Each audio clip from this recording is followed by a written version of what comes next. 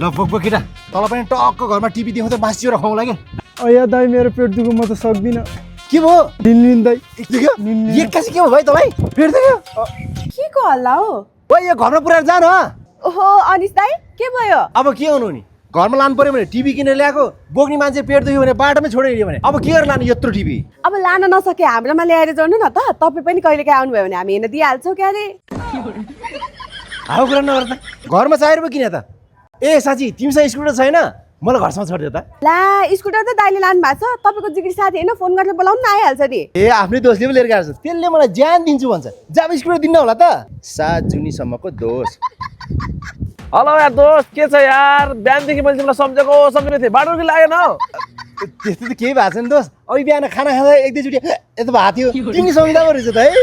अनि के पर्यो के अप्ठ्यारो पर्यो भन है ज्यान आज रिसार्ट फेरि ज्यान दिन्छु म त अब त्यस्तो त केही समस्या होइन कि दोष मैले एउटा टिभी किनेको थियो यहाँ बाटोमा अलिकति समस्या पऱ्यो तिम्रो स्कुटर लिएर आऊ त घरसम्म छोडिदिनु पऱ्यो यार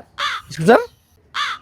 ओहो दोस्त हिजोतिर भन्नु पर्यो नि यार स्कुटर त बिहानै पहिले एक हप्ता अगाडि लिएर गइसक्यो स्कुटर त बिहानै पहिले एक हप्ता अगाडि लिएर गइसक्यो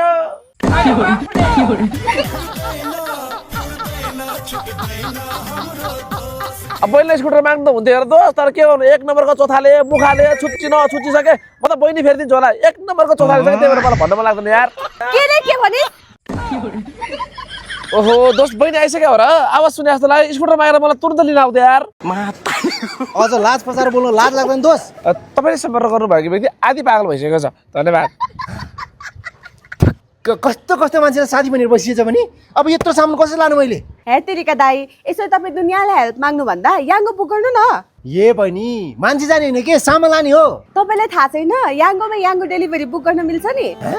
याङ्गो डेलिभरी हो नि ल यदि तपाईँहरू पनि आफ्नो सामान ओसार पसार गर्नु छ भने याङ्गो डेलिभरी बुक गर्नुहोला छिटो भरपर्दो र विश्वासिलो ल गजबको कुरा थाहा पाइयो त अब तुरन्त याङ्गो डेलिभरी बुक गरेर टिभी लिएर जाने हो बरु यसो गर्नु पर्ला याङ आउनु बेलासम्म भित्र के पाएछ खाएर जानु पर्ला सरी दाइ हामी त व्रत छ